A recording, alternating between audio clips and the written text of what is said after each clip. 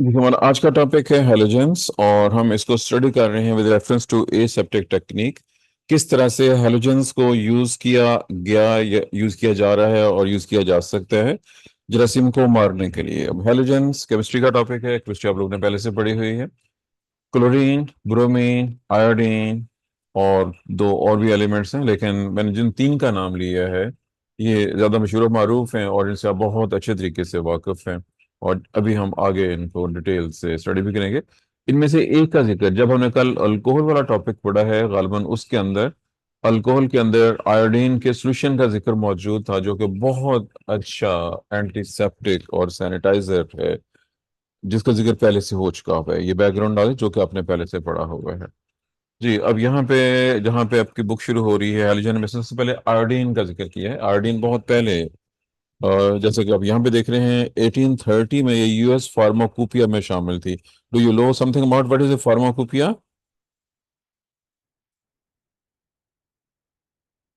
Anyone who knows something about what is a pharmacopoeia? No sir. Sir ये I think कोई official state है pharmaceutical industries में। जी, मरियम एजाज ने जो जवाब दिया है वो चूंकि रिलेटेड है, ठीक है, नोट कर लीजिए। फार्माकोपिया एक ऐसी ऑफिशियल बुक होती है किसी भी कंट्री में या किसी भी इदारे की, और खासतौर पर कंट्रीज के रेफरेंस से है, जिसमें उस मुल्क में वो मेडिसिन्स जो यूज़ की जा रही होती हैं, की जा सकती हैं, जो अलाउड होती हैं, वो सारी की सारी मेंशन होती हैं। बरतानिया और अमेरिका के फार्माकोपियाज बहुत पुराने हैं, दुनिया के और मुल्कों में हर अपने अपने फार्माकोपियाज मौजूद हैं। और जैसे कि यहाँ भी आप देख रहे हैं 1830 में अमेरिका के फार्माकोपिया में आयोडीन शामिल थी। आयोडीन सबसे वो जो हेलोजेंस हैं, हेलोजन में सबसे पहले आयोडीन जो है वो डिस्कवर हुई थी, बहुत ओल्ड नोन है। और बहुत पहले ही पता चल गया था कि ये जरासीम को मारने में इफेक्टिव है एसेप्टिक कंडीशन के लिए। और ज़ाहिर है कि आप देख रहे हैं कि 1830 में ये फार्माकोपिया में शामिल थी। और चूंकि आप लोगों ने, जी, आप में से किसी ने आयोडेक्स का नाम सुना? मेडिसिन है, बड़ी मशहूर, हमारे यहाँ इस्तेमाल लोग करते हैं, आयोडेक्स।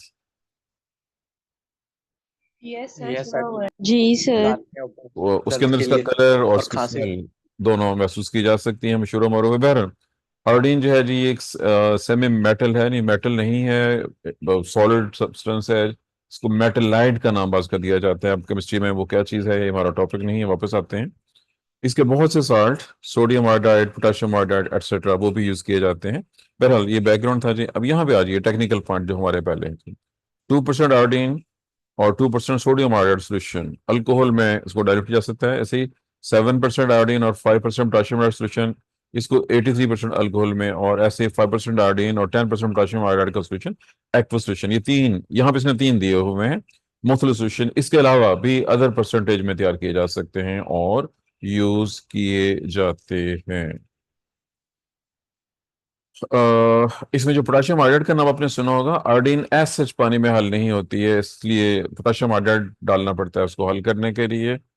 और जी, इसमें यहाँ पे एक स्टेटमेंट दिया है, iodophores are the mixture of iodines with surface active agents which act as carrier and solubilizer for the iodine। इसमें जो लफ्ज इस्तेमाल किया है इसने बड़ा इंपॉर्टेंट लफ्ज है, आयोडोफोर्स। कुछ ऐसी चीजें जिनके साथ आयोडीन एक्ट कर सके और मिल के फिर वो सॉल्युबल भी हो जाए और फिर अपना इफेक्ट शो करे, जिनमें से एक नाम ये है जी, पीवीपी के नाम से है। बहरहाल इस वक्त हमें कॉम्प्लेक्सेस की कमीशन की बजाय सिर्फ हमें इफेक्ट को स्टडी करना है, इसलिए मैं इसको छोड़ता हूँ। प्रैक्टिकल एप्लीकेशन में जा रहे हैं।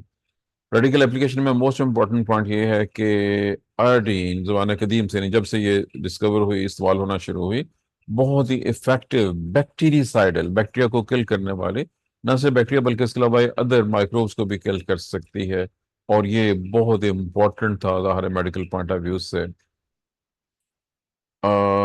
फंगिस फंजीसाइडल इसके इफेक्ट, इसके अलावा ये फंगस को भी मारने में इस्तेमाल की जाती है।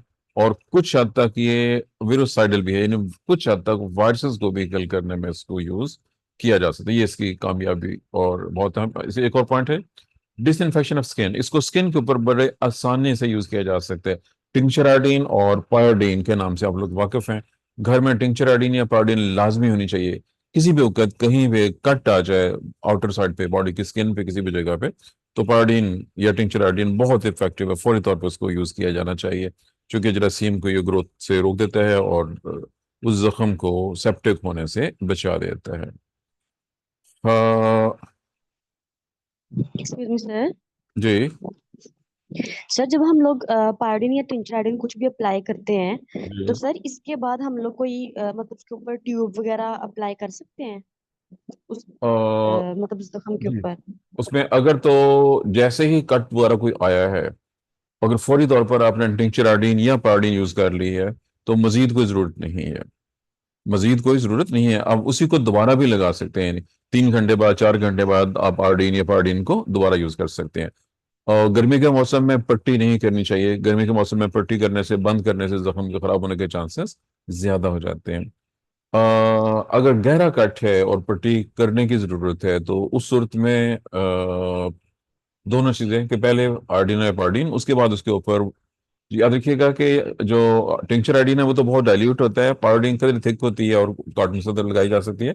लेकिन अगर जख्म ज्यादा गहरा है और सर्दी का मौसम में पट्टी करना चाह रहे हैं, तो फिर उसके ऊपर कोई भी एंटीबायोटिक क्रीम लगाई जा सकती है। गर्मी के मौसम में आमतौर पर सिंगल यही इफेक्टिव रहती है और जरूरत नहीं होती इसकी। जी, इसमें मोड ऑफ एक्शन ओके दिया सर। गया जी। Any more? Mode of action की हमें जरूरत नहीं है जी, यहाँ पे आगे चल रहे हैं हम। हमारा प्रैक्टिकल एप्लीकेशंस के अंदर बंदे का नाम दिया हुआ है जी सर, ये नाम चेक कीजिएगा। मुझे लग रहा है कि इसमें शायद पीछे हमने क्लोरीन मिक्स तो नहीं कर दिया है कहीं पे।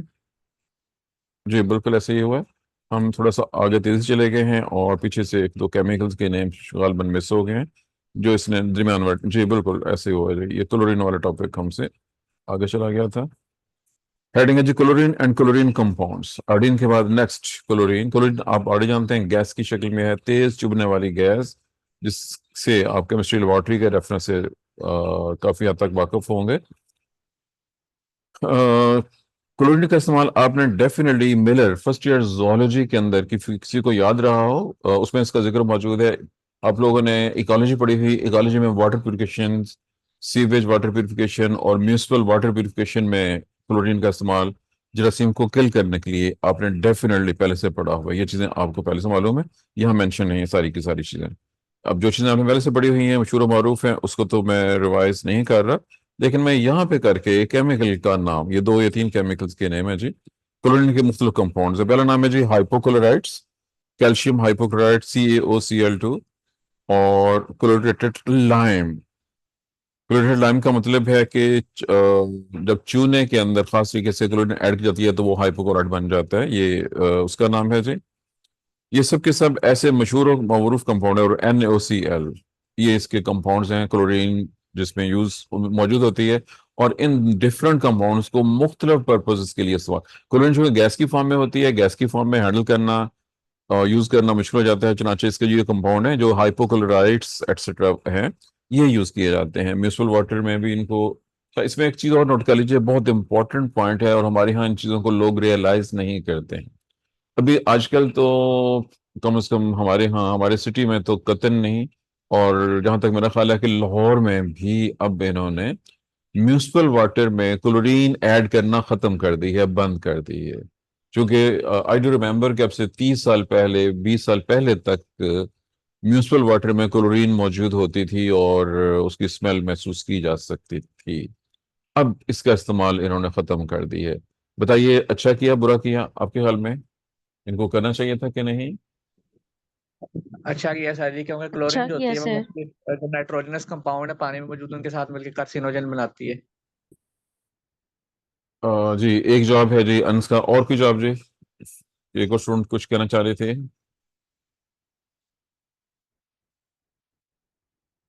एक और स्टूडेंट ने कुछ कहने की कोशिश की थी जी, हु वाज शी? सर मैं यही कहने लगी थी कि उन्होंने सही किया सर, क्योंकि जिस तरह आपने कहा कि मतलब ये एक गैस थी और तेज चुभने वाली गैस थी, सर इस तरह ये मतलब हाँ। चले वेल, अब दो लोगों का जवाब सेम है, लेकिन अब टेक्निकल पॉइंट भी सुन लीजिए। जब से गवर्नमेंट ने इसका इस्तेमाल ख़त्म किया। ख़त्म इसलिए किया है कि गवर्नमेंट बहुत से काम ऐसे करती है जिसमें वो पैसे बचा सकें। वो पैसे बचाने के लिए उन्होंने ये वाला काम शुरू किया, लेकिन जितने पैसे इससे बच रहे हैं उससे ज़्यादा पैसे किसी और जगह पे खर्च हो जाते हैं। वो किस तरह से कि जब तक क्लोरीनेशन की जाती थी पानी की, पानी जरासीम से पाक होता था। और उसमें की खामी यह है कि उस वाले पानी को जो क्लोरीन के साथ आ रहा होता था वो अब घर में इस्तेमाल के लिए, बर्तन कपड़े धोने के लिए इस्तेमाल कर सकते हैं, लेकिन वो पानी पीने के लिए सूटेबल नहीं होता है। वो वाला पानी जो हमारे यहाँ प्रोवाइड किया जाता था, मैं पाकिस्तान की बात कर रहा हूँ, ब्रूनो मॉल की बात नहीं कर रहा, वो पीने के लिहाज से सूटेबल नहीं था।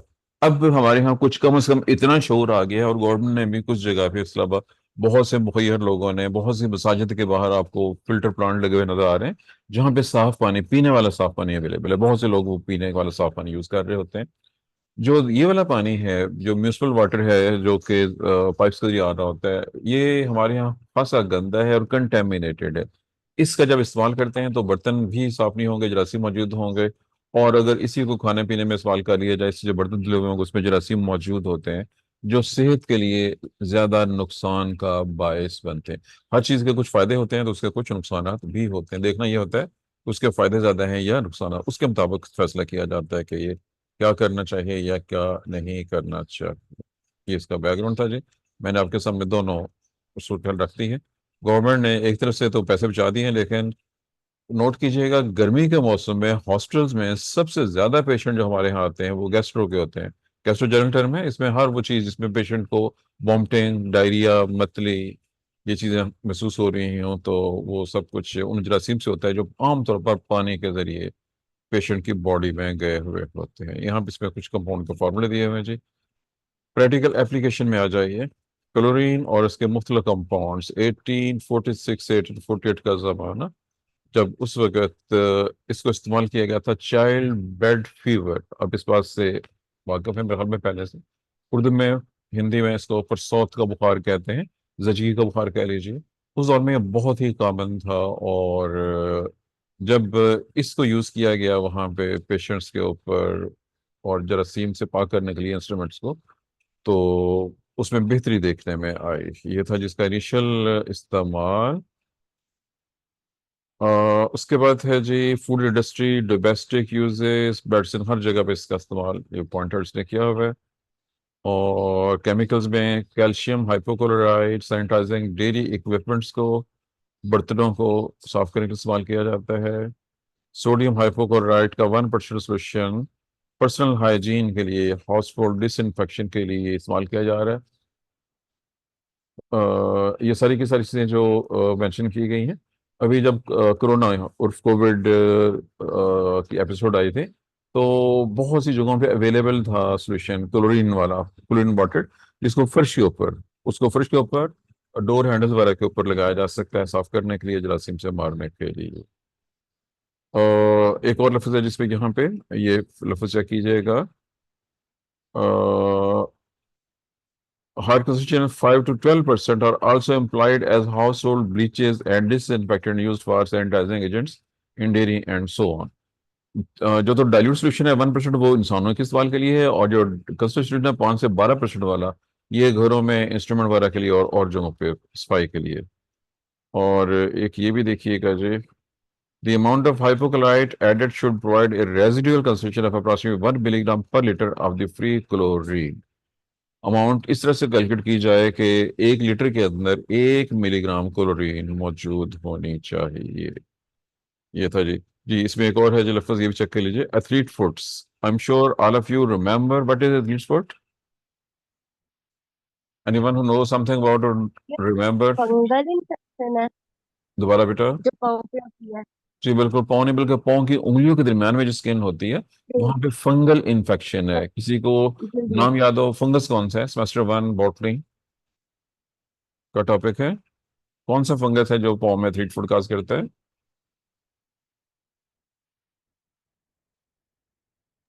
एनीवन। पेनिसिलियम में होना चाहिए। दोबारा बोलिए। पेनिसिलियम। नहीं बेटा, पेनिसिलियम तो ये काज नहीं करता। पेनिसिलियम तो खुद एंटीबायोटिक पैदा करता है, तो उससे तो बीमारी पैदा नहीं होगी। और कोई जी सोचें। क्लास में बहुत अच्छे बच्चे मौजूद हैं भाई। अब अच्छे बच्चे होना और बात है, और बूटा नहीं पढ़ना कुछ और चीज है। आप लोग बॉटनी की जगह बूटा नहीं पढ़ रहे हैं। टीनिया पीडस उस फंगस का नाम है, टीनिया पीडस, जो पाँव में एथलीट्स फुट काज करता है। और उसका कंट्रोल बहुत सी चीजों से पॉसिबल है, जिनमें एक क्लोरीन भी है, जिसका जिक्र आपके सामने यहाँ पे मोड ऑफ एक्शन दिया हुआ है इसने, जिसको हम छोड़ रहे हैं। आगे चलें जी। यहाँ पे टेबल है जी। इस जी ये अगला पॉइंट शुरू हो गया जी, हैवी मेटल वाला पॉइंट शुरू हो गया। यहाँ तक हैलोजन की, यहाँ तक किसी का कोई क्वेश्चन है तो आप पूछ सकते हैं, अदरवाइज मैं आगे चलने लगा हूँ।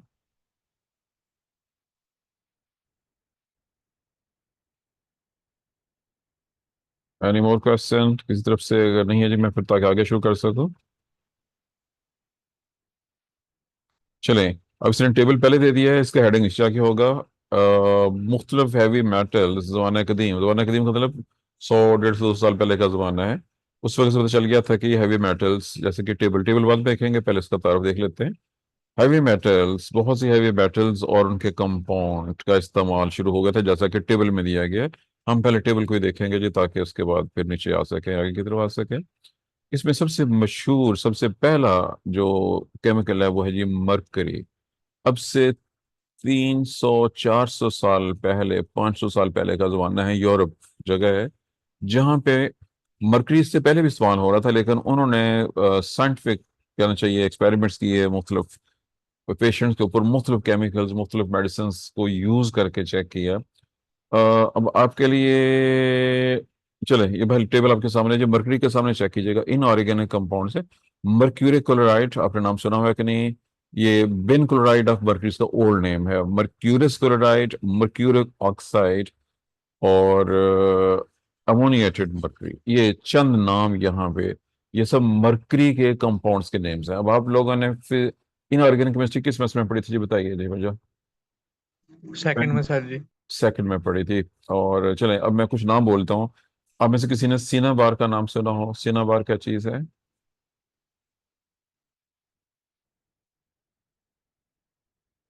No sir. सीना बार, सीना बैर, चलें, मरकरी का कंपाउंड है जी। मरकरी के बहुत से कंपाउंड हैं। शंगरफ का नाम सुना हो किसी ने?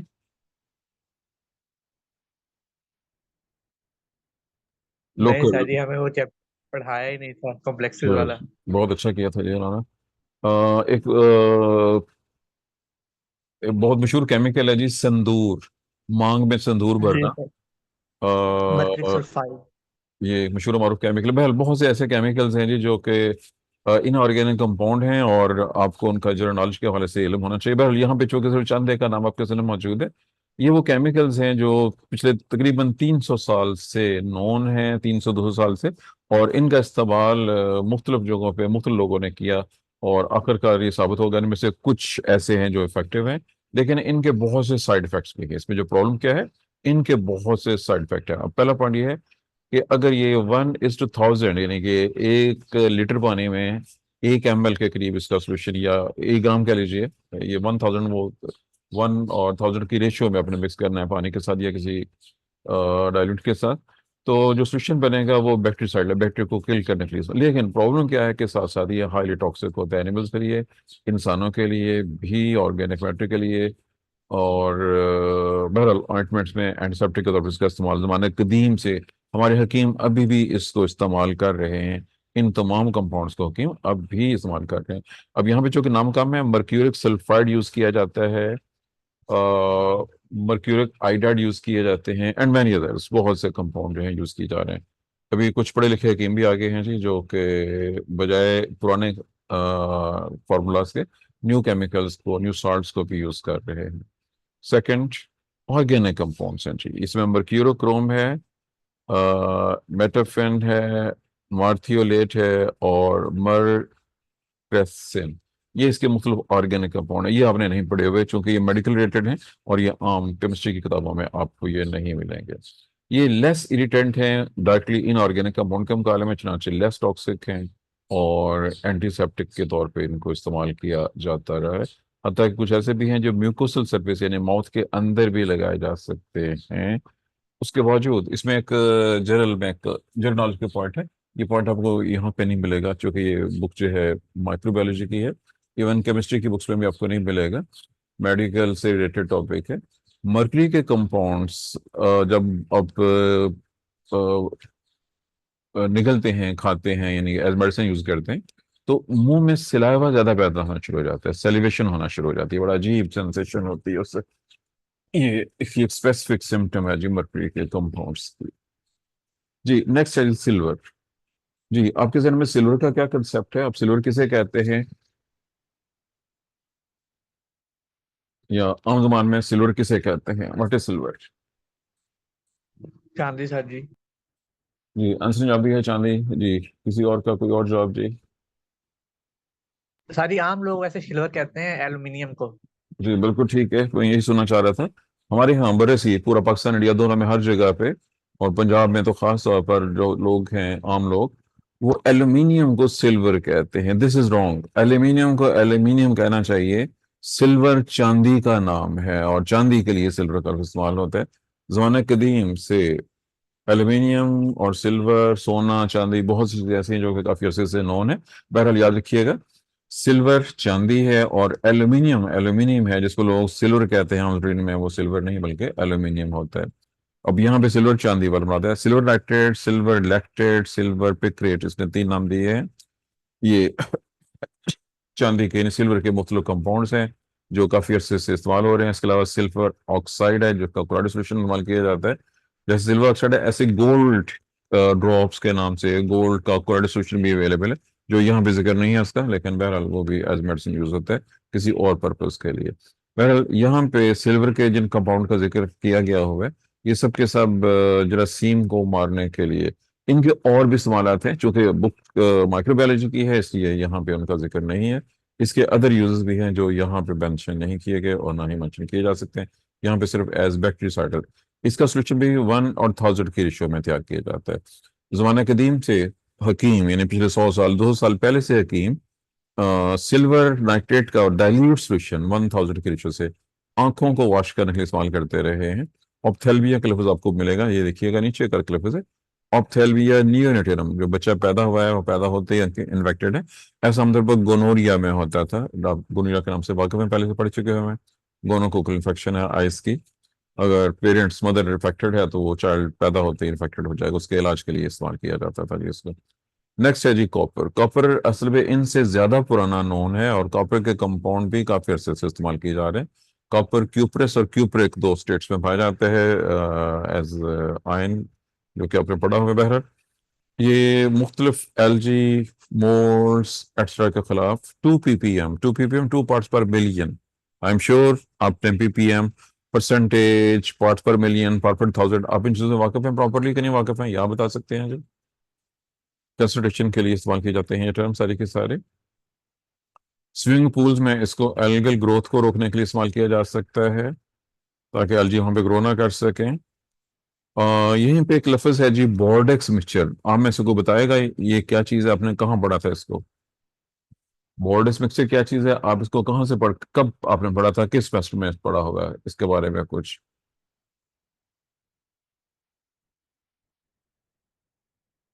सर जी नहीं पड़ा हुआ। चलें, आपकी जो फंजाई वाले चैप्टर थे सेमेस्टर 1 बॉटनी के अंदर, उसमें बोर्डेक्स मिक्सचर का जिक्र मौजूद होना चाहिए। वो डिपेंड करता है आप किस बुक से पढ़ा है आपने, कौन सी बुक्स आप यूज सर हमने करते तो हैं। 1960 की जो बुक थी डॉक्टर पता नहीं कौन सा था उसकी। चलें, बहरहाल ये बहुत बेहतरीन क्लासिकल आप कह लीजिए मेडिसिन है प्लांट डिजीज को कंट्रोल करने के लिए। प्लांट डिजीज मोस्टली फंगस की वजह से होती हैं, और उनके लिए बोर्डेक्स मिक्सचर दुनिया की कदीम और बेहतरीन मेडिसिन है, जिसका इस्तेमाल ज़माना कदीम से 200 साल से किया जा रहा है जी कम बेश। इसमें चूना, कॉपर एक्सेट्रा शामिल होते हैं। ये मोड ऑफ एक्शन हम पहले कह चुके हैं, जिसकी हमें जरूरत नहीं है जी। जी यहाँ तक हमारा टॉपिक मुकम्मल होगा जी। हमारे पास सिर्फ चंद मिनट बाकी हैं जी, 2-3 मिनट बाकी रह गए हैं। जो लेट कमर्स हैं वो अपनी अटेंडेंस मार्क करवा सकते हैं, और अगर कोई क्वेश्चन है तो पूछ सकते हैं। अदरवाइज हमारा आज का